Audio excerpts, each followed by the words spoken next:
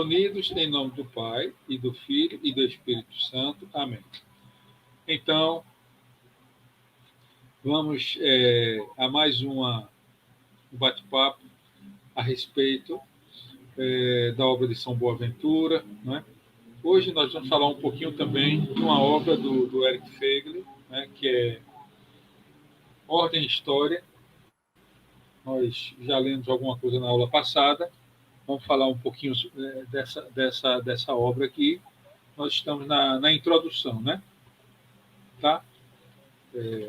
Vamos falar um pouquinho disso aí. Vamos também fazer breves comentário a respeito da biografia de São Tomás de Aquino e iniciar com o tratado da Santíssima Devoção à Virgem Maria, de São Luís Maria Grignon de Montfort. Pronto. Vai ser essa conversa hoje, né? Tentar ser o mais breve possível. Como vocês sabem, aqui já vem acompanhando, a gente pega o texto, né, do livro na íntegra, né? Na realidade, o professor é o autor do livro, né? E a gente lê o livro da forma como ele foi escrito, né? Claro que traduzido, né, a gente lê, mas e comenta, né? Não é feito um resumo da leitura do livro, né? Justamente por conta a gente não pode cometer desonestidade intelectual com esses autores, né? Nem com autor nenhum, né? Principalmente com os santos, né? Na realidade, quem o professor aqui são eles, né? No caso do Tratado da Verdadeira Devoção à Santíssima Virgem, é São Luís Maria Grignon de Montfort, né? No caso aqui da biografia de São Tomás de Aquino, Chesterton, né?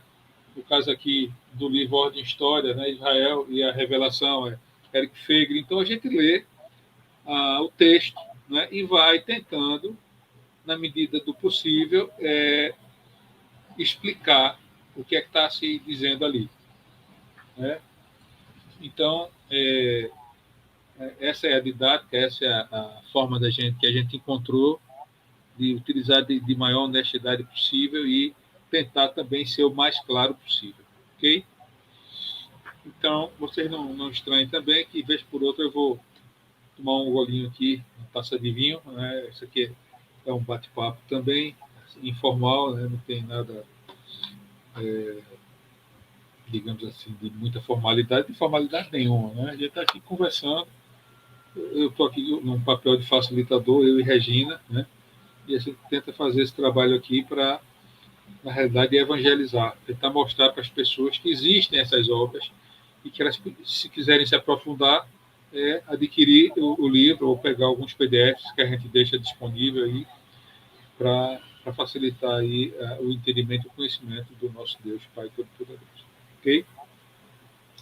Então, a gente começa sempre com algumas orações para que o Espírito Santo nos favoreça e nos ilumine na hora de passar as informações para vocês. Tá? Então, vamos lá. Pelo sinal da Santa Cruz, livrai-nos Deus, nosso Senhor, dos nossos inimigos. In nomine Patri, et Filii, et Spiritus Sancti. Amém. Desculpa a pronúncia do latim, eu sei que não está muito adequada, mas a gente está tentando melhorar também. E fazer as orações em latim é importante, né, porque a gente chega lá na língua, né, mais próximo do que foi falado lá na época, né, de Nosso Senhor. Adiante, Regina, aí o slide. Vamos invocar o Espírito Santo, a gente reza essa oração 3 vezes. Vinde, Espírito Santo, vinde por meio da poderosa intercessão do Imaculado Coração de Maria, vossa amadíssima esposa. Vinde, Espírito Santo, vinde por meio da poderosa intercessão do Imaculado Coração de Maria, vossa amadíssima esposa.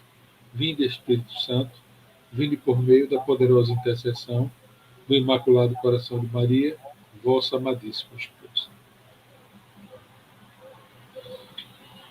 Vamos rezar agora o Pai Nosso, está aqui em latim, para a gente, digamos assim, entrando no clima, né? Regina, por gentileza, você pode Pode rezar a primeira parte. Ok. Pater noster, qui es in celis, sanctificetur nomen tuum. Adveniat regum tuum. Fiat voluntas tua sicut in cielo et in terra. Pane nostro quotidiano da nobis odie, et domite nobis debita nostra, sicut et nos debitibus debitoribus nostri. Et ne nos inducas in tentatione, sed libera-nos a malo. Amém. E essa pequena oração para Nossa Senhora, coração de Maria, nossa mãe, nossa querida, pela qual não existe salvação que não seja por Maria. Nós só somos salvos por ela. Ela é a nossa advogada, é a nossa intercessora. Maria, Nossa Senhora, a Virgem Santíssima, cheia de graça. Tem uma passagem de um livro que agora, que eu acho que é de Luiz Maria Guignoni Bonfort, Tratado de Santíssima Devoção, que ele diz o seguinte, que da mesma forma que no capítulo 1 do Gênesis, a gente vê que nosso Deus, que é o primeiro princípio, né, de tudo, ele reuniu todas as águas e deu o nome de mar. Da mesma forma, ele reuniu todas as graças e deu o nome de Maria. Por isso que ela é chamada de Maria cheia de graça. Ave Maria, o anjo quando fez a anunciação a ela, né? Ave, ó Maria, cheia de graça. Ou seja, todas as graças de Deus estão em Maria. Né? Então a gente vai rezar essa oração aqui em latim e em português. Tus totus ego sum et omnia mia tua sunt. Diga aí, por favor, Regina, a tradução. Sou todo vosso, minha querida Senhora, com tudo que tenho. Amém. Amém. Próximo slide. Ave Maria. Né? Eu vou ler a primeira parte, Regina, se lê a segunda. Ave Maria, gratia plena, Dominus tecum, benedicta tui mulieribus, et benedictus fructus ventris tui, Jesus. Santa Maria, Mater Dei, ora pro nobis peccatoribus, nunc et in hora mortis nostre. Amém. Pode passar. Glória Patri, et Filho, et Espírito Santo, sicut era in princípio, et nunc et sempre, et in século seculorum. Amém. Esse é o glória que nós rezamos novamente, né? Que é glória ao Pai, ao Filho e ao Espírito Santo, como era no princípio, agora e sempre, por todos os séculos dos séculos. Amém. Essa oração é a oração do venerável Duns Scotus, né, que é uma belíssima oração para os estudantes, para quem está aprendendo. Esse é um livro, que é o Tratado do Primeiro Princípio, é um livro complexo, difícil de entendimento, mas a gente pega algumas partes dele para honra e glória de nosso Senhor Jesus Cristo. Tá? Então, essa oração é belíssima. Aí, Regina, por favor, nos brinde aí com sua voz. Vamos lá. Doutor Sutil. Faz, Senhor, primeiro princípio de todas as coisas, que eu creia, compreenda e exprima o que for do agrado de tua divina majestade, e sirva para elevar-nos a mente à contemplação de ti. Ó Senhor, Deus nosso, quando teu servo Moisés te perguntou a ti, doutor veracíssimo, qual é teu nome? Para que ele, por sua vez, pudesse dizê-lo aos filhos de Israel. Tu, que conhecesses a capacidade do intelecto humano, com respeito a ti, deste-lhe a conhecer, respondo.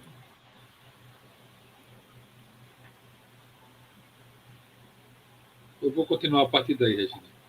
Eu sou aquele que sou. Está em Êxodo 3, versículo 14. Tu és o ser verdadeiro, tu és o ser total.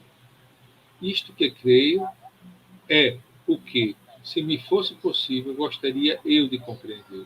Ajuda-me, Senhor, em minha inquirição sobre o alcance de nossa razão natural no conhecimento do verdadeiro ser, que és tu. E começarei pela noção doente que predicastes de ti. Amém? Amém. Pronto, Regina. Próximo. Agora é a oração de São Tomás, né? São Tomás de Aquino, né? Ele sempre rezava essa oração antes de iniciar tanto as aulas como o próprio estudo, né? Então, nós fazemos também essa oração desde o início. Vá. Criador inefável, vós que sois a fonte verdadeira da luz e da ciência, derramai sobre as trevas da nossa inteligência um raio da vossa claridade. Dai-nos inteligência para compreender, memória para reter, facilidade para aprender, sutileza para interpretar e graça abundante para falar. Meu Deus, semeai em nós a semente da vossa bondade. Fazei-nos pobres sem ser miserável, humildes sem fingimento, alegres sem superficialidade, sinceros sem hipocrisia, que faça o bem sem presunção, que corrija o próximo sem arrogância, que admita a sua correção sem soberba, que a nossa palavra e a nossa vida sejam coerentes. Concedei-nos verdade das verdades, inteligência para vos conhecer, diligência para vos procurar, sabedoria para vos encontrar, uma boa conduta para vos agradar, confiança para esperar em vós, constância para fazer a vossa vontade. Orientai, meu Deus, a minha vida. Orientai, meu Deus, a nossa vida. Concedei-nos saber o que nos pedis e ajudai-nos a realizá-lo para o nosso próprio bem e de todos os nossos irmãos. Amém. Pronto, Regina. Vamos agora começar, né, pelo livro da Santíssima Devoção,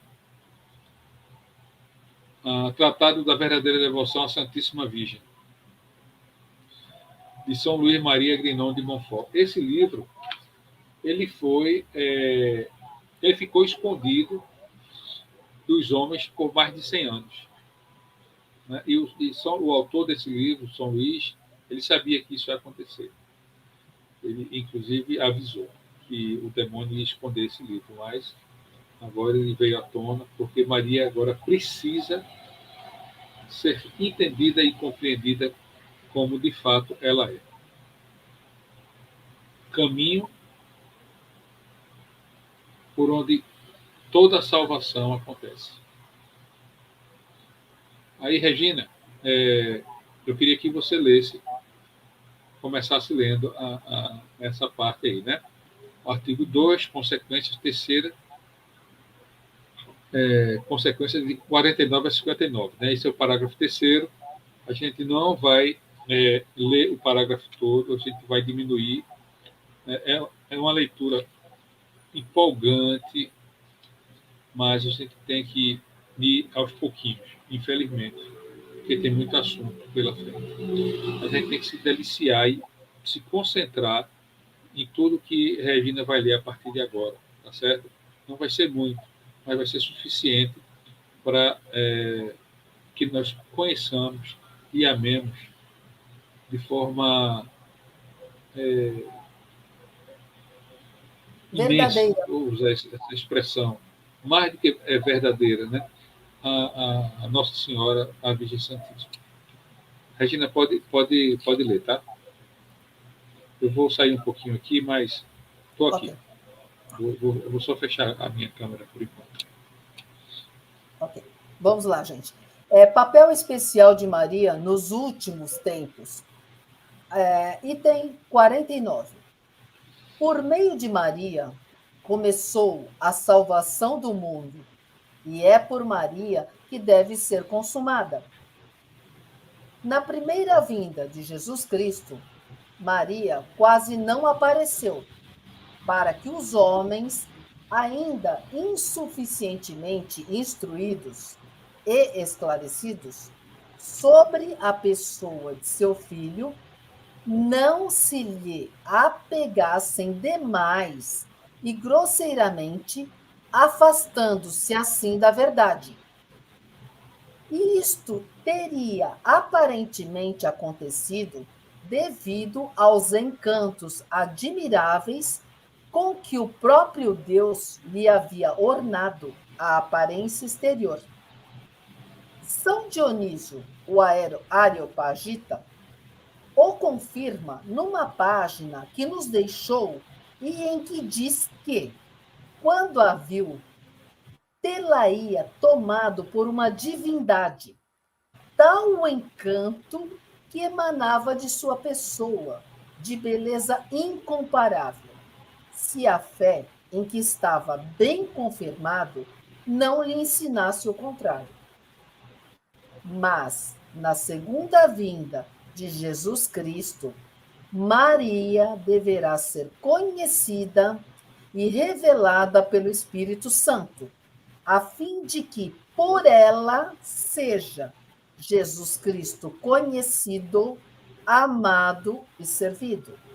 Pois já não subsistem as razões que levaram o Espírito Santo a ocultar sua esposa durante a vida e a revelá-la só pouco depois da pregação do Evangelho. Ok, vamos comentar um pouquinho esse item 39. Né? Então, ficou muito claro para a gente que, na primeira vinda de Jesus, Maria ficou escondida. A realeza de Maria, que ela é rainha, né? Antigamente, os filhos, na época de Jesus, eles tinham, né, os filhos reis, tinham a mãe como rainha. Por quê? Eles não poderiam colocar as esposas como rainha, porque eles tinham várias esposas. Então seria uma confusão daquelas. Então a mãe do rei é que era rainha. Né? Então, nosso Senhor Jesus Cristo seguia esse padrão humano da época. Né? Então Maria, se o Espírito Santo deixasse, liberasse, digamos assim, a realeza dela, ela seria destaque. E naquela época era necessário que o filho dela brilhasse, que nosso Senhor Jesus Cristo fosse um destaque. Ela é tão linda, tão maravilhosa, tão esplendorosa, que ela atrairia todos os holofotes para ela. Claro, para os dois teriam, né, os holofotes sobre ele, mas seria dividido, porque ela é de uma beleza incomensurável, porque ela é cheia de graça. Todas as graças de Deus estão nela. Nosso Senhor Jesus Cristo é Deus, então ele já é o provedor das graças. E ela é a receptora de todas as graças. Né? Pra você ter uma ideia, nós veneramos um santo chamado Padre Pio de Pietrelcina. Eu estou, infelizmente, sem nenhuma foto dele aqui. Esse santo, ele foi brindado, digamos assim, repleto de muitas graças. Ele tinha vários dons de estar em vários lugares ao mesmo tempo, que se chama bilocação. Ele tinha o dom da ciência, ele tinha o dom da profecia, ele conseguia, na hora da confissão mesmo, ele era um confessor assíduo, né? Você não falasse nada, ele sabia todos os seus pecados. Ele conseguia ver toda a sua vida, do nascimento até agora. Então, ele é um santo totalmente, como assim dizer, fora da curva. Porque, da mesma forma que existe uma certa hierarquia entre os seres humanos, existe também uma hierarquia entre os santos. Os santos não são iguais entre si. Né? Então, é isso, né? Por enquanto. Pode passar, Regina, para o item 50. 50. Deus quer, portanto, nestes últimos tempos, revelar-nos e manifestar Maria, a obra-prima de suas mãos. Quando São Luís fala que Deus quer, portanto, nesses últimos tempos, revelar-nos e manifestar Maria, a obra-prima de suas mãos, né? É importante que vocês entendam que o Filho, nosso Senhor Jesus Cristo, que é o Logos divino, ele fez a própria mãe. Nosso Senhor Jesus Cristo é Deus. A Santíssima Trindade, Pai, Filho e Espírito Santo. Três pessoas num só Deus. Nosso Senhor Jesus Cristo é Deus. Então, a própria mãe de nosso Senhor Jesus Cristo é a obra-prima de suas mãos. E isso gerou a queda dos anjos, de um terço dos anjos do céu. Porque os anjos foram criados primeiro do que os homens.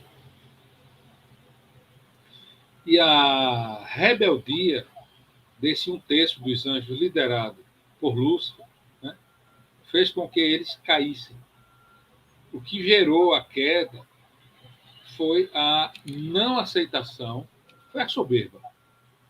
Né? A soberba, o orgulho descabido, a soberba. Ele não queria mais, eles não queriam mais ser obedientes a Deus. Né? E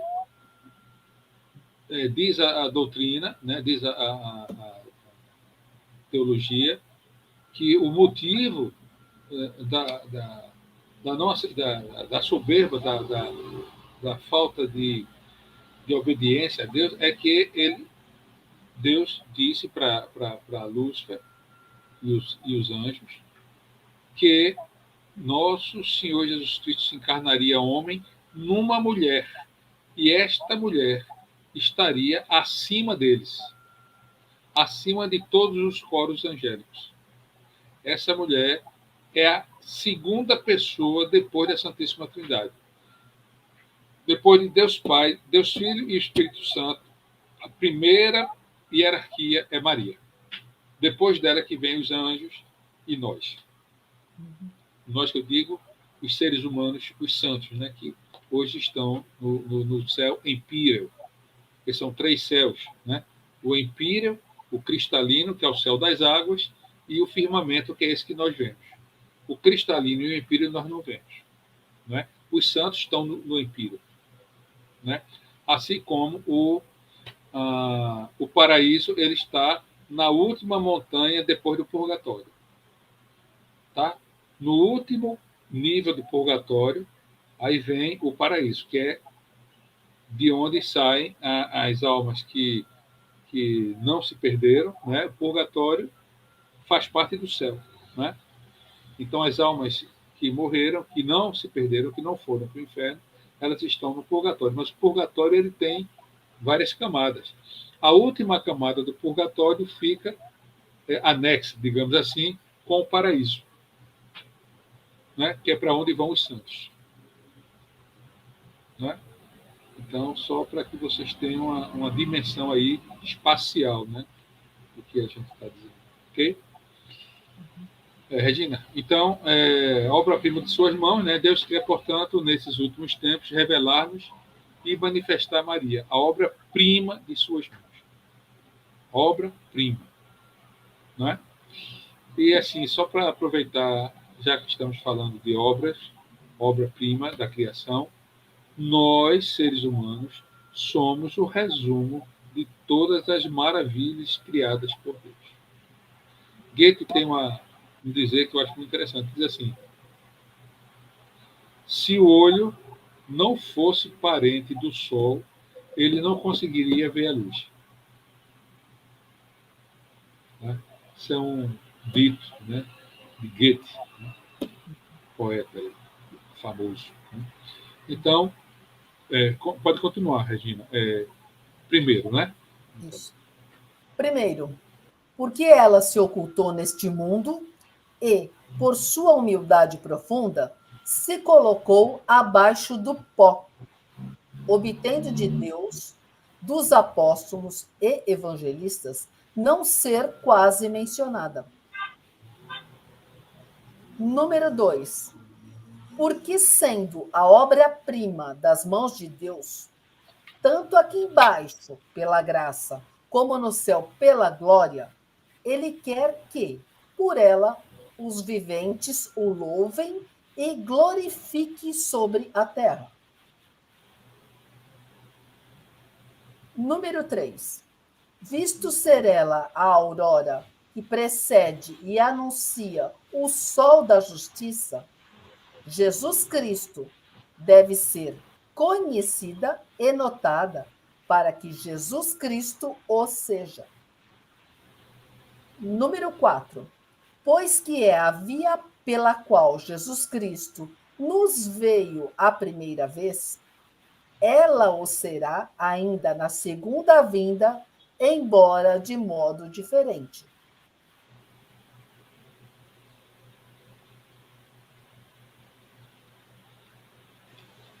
Continua, Augusto? Continua, Regina. Finalizar essa parte aqui. Tá.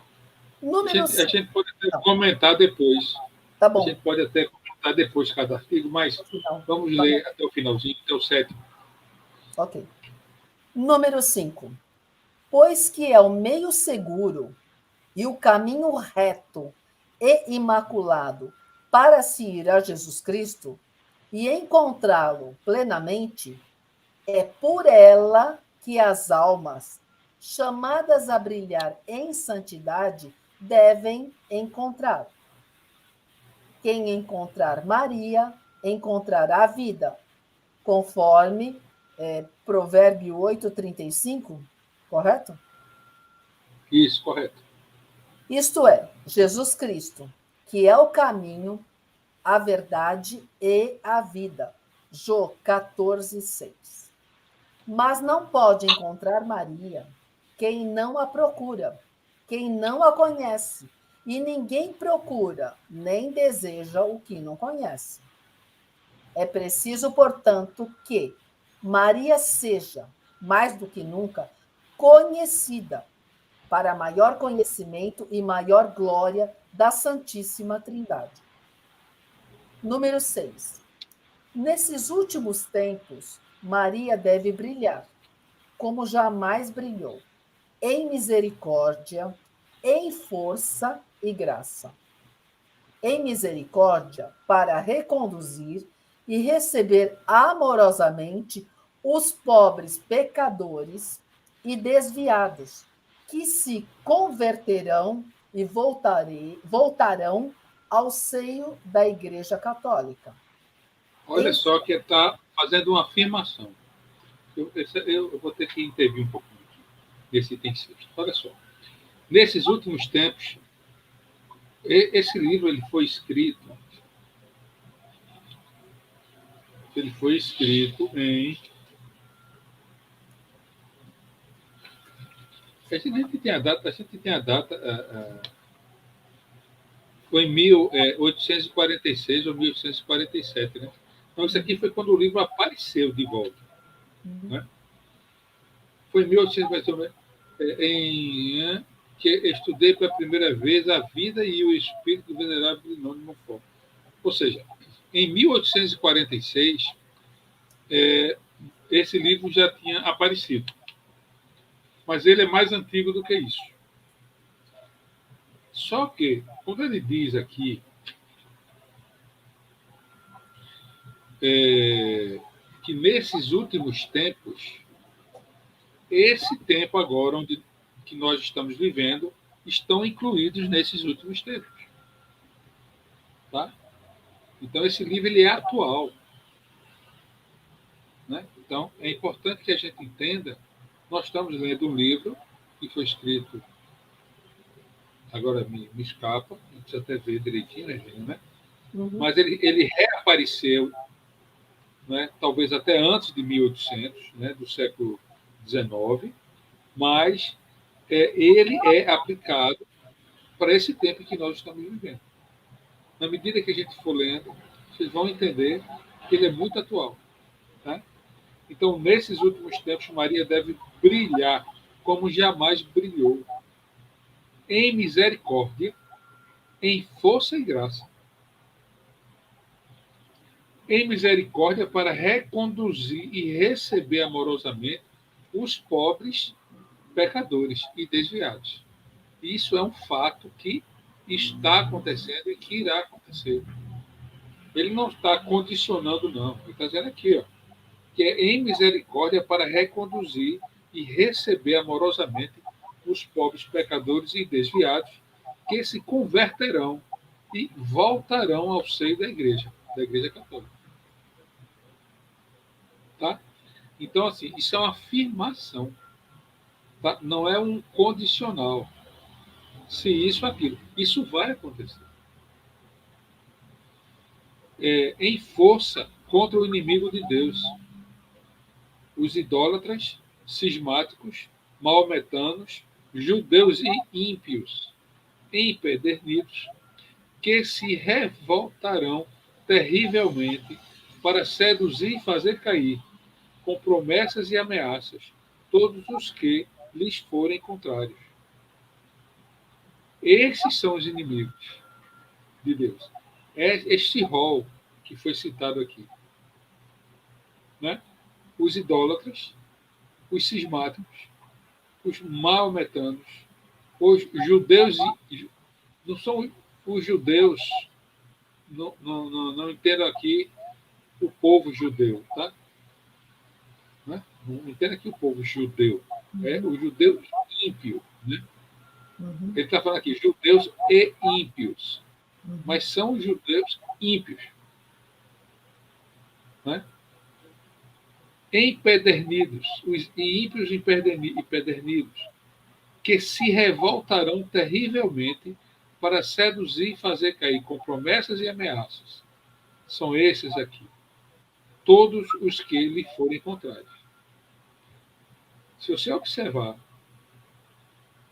que isso está acontecendo hoje, assim, nos nossos olhos, em todos os momentos, nos meios de comunicação, nas decisões de alguns tribunais, né?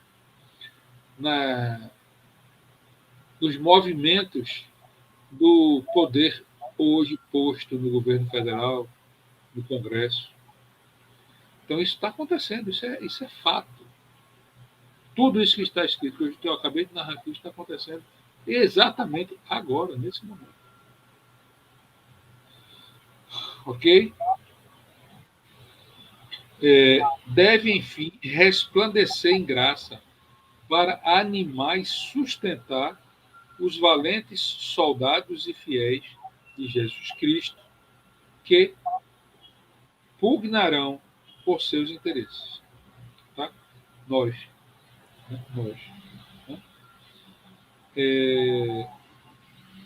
Então, Maria tem que ser conhecida. Né? Observe. Eu estava conversando com uma colega e ela tem um viés feminista muito arraigado, muito forte. E ela está dizendo que foi o Estado que deu os direitos à mulher. Eu disse, não. Quem colocou a mulher no lugar que ela merece foi nosso Senhor Jesus Cristo. Quando ele nasceu de Nossa Senhora. Ele podia ter vindo ao mundo sem a família. Podia ter vindo ao mundo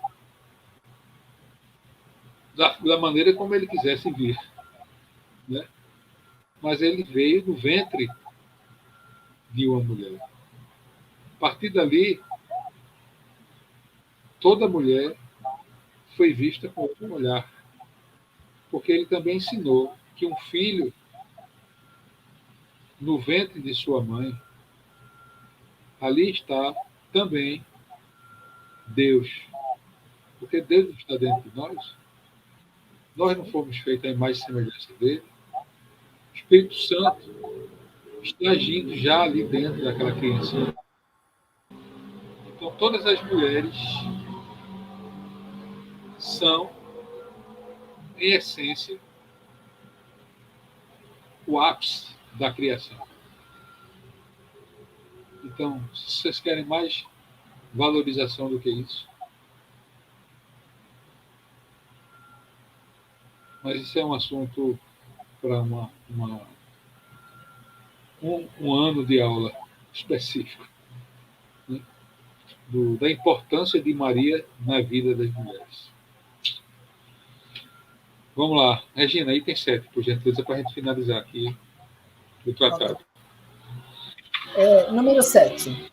Maria deve ser, enfim, terrível para o demônio e suas sequazes como um exército em linha de batalha, principalmente nesses últimos tempos, pois o demônio, sabendo bem que pouco tempo lhe resta para perder as almas, redobra a cada dia seus esforços e ataques. Suscitará em breve perseguições cruéis e terríveis emboscadas aos servidores fiéis e aos Nós, verdadeiros filhos de servidores, Maria.